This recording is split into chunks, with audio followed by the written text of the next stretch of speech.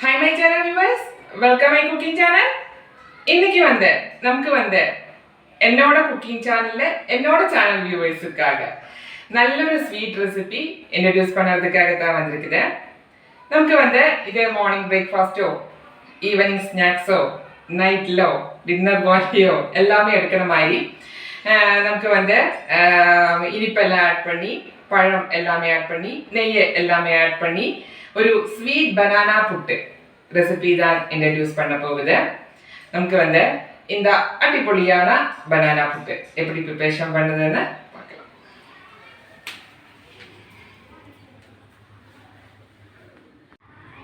அதுக்காக புட்டுப்பொடி இங்கே எடுத்து வச்சிருக்குது. நம்ம காமனாக எது யூஸ் பண்ணுதோ அந்த புட்டுப்பொடி. தேங்காய் துருவி வச்சிருக்குது, நேந்திரப்பழம் கட் பண்ணி வச்சிருக்குது, காஷ்யூ நட்டு, கிரேப்பு, சால்ட்டு, நெய் அண்டு ஒயிட் சுகர் இதெல்லாமே வச்சு நமக்கு அடிப்பொலியான ஒரு பனானா புட்டு ப்ரிப்பரேஷன் பண்ணலாம். இனி நமக்கு நல்லா பச்சை தண்ணியும் யூஸ் பண்ணக்கூடாது, நல்லா கொதிக்க வச்ச தண்ணியும் யூஸ் பண்ணக்கூடாது. ஒரு இளஞ்சூடு, அதாவது லூக்வார்ம் வாட்டர், அந்த தண்ணி தான் இதுக்கு புட்டு பண்ணுறதுக்கு வேணும்.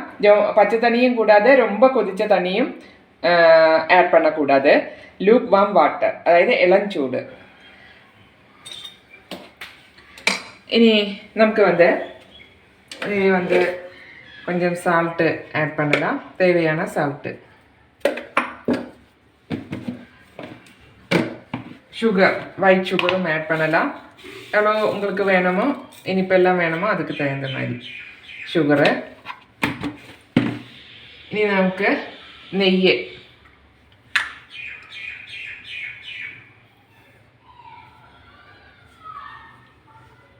நெய் ஆட் பண்ணலாம்.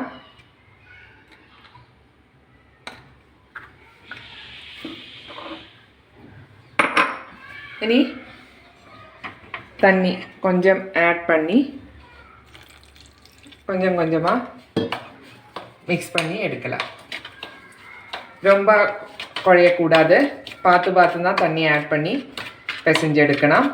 அது ரொம்ப கேர்ஃபுல்லாக தான் தண்ணி ஆட் பண்ணணும். இதுக்கு முன்னாடி நான் அது வீடியோ போட்டிருக்குது, கோதம்பு புட்டோட எல்லாம் வீடியோ போட்டிருக்குது. கொஞ்சம் கொஞ்சமாக தண்ணி தான் நான் எப்போதுமே புட்டு பிசையும் போது ஆட் பண்ணணும்.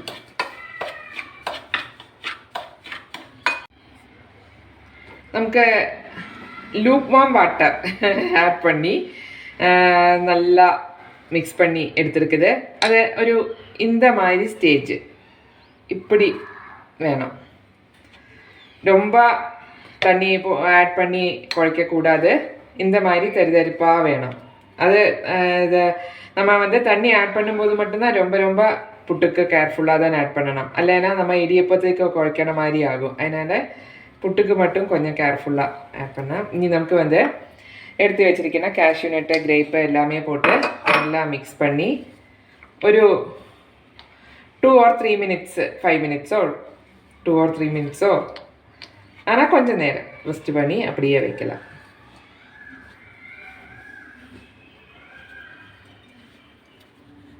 புட்டு வேக வைக்கிறதுக்கு நம்ம அந்த புட்டு குட்டியோட அந்த பாத்திரம் இருக்குது இல்லையா, அதில் தண்ணியெல்லாம் ஆட் பண்ணி இங்கே வச்சுருக்குது. இனி நமக்கு கொஞ்சம் கொஞ்சமாக அதில் போட்டு ஃபஸ்ட்டு தேங்காய் துருவி வச்ச தேங்காய் ஆட் பண்ணலாம். அதுக்கப்புறம்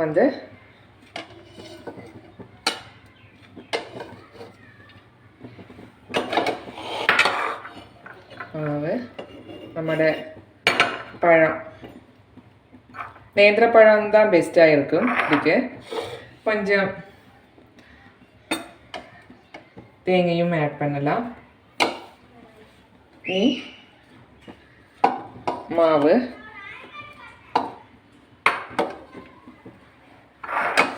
கொஞ்சம் நம்ம ப்ரெஸ் பண்ணி விடலாம்.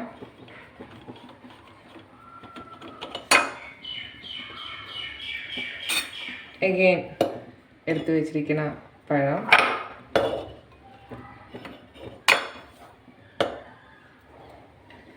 எகெயின் மாவு,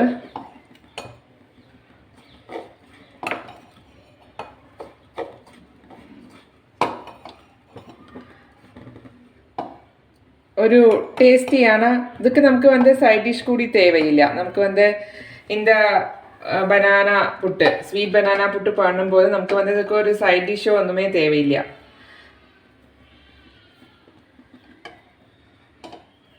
ஓகே,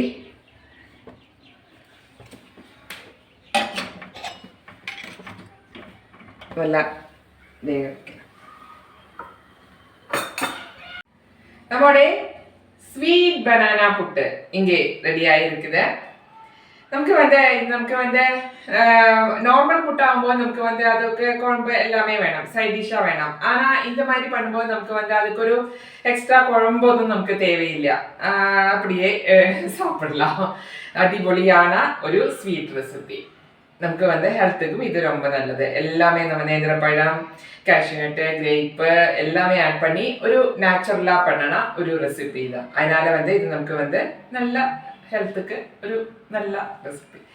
இனி வேற ஐட்டம் ஷேர் பண்ணுறதுக்காக என்னோட சேனல் வியூவர்ஸ் முன்னாடி வரன வரைக்கும் நன்றி, வணக்கம்.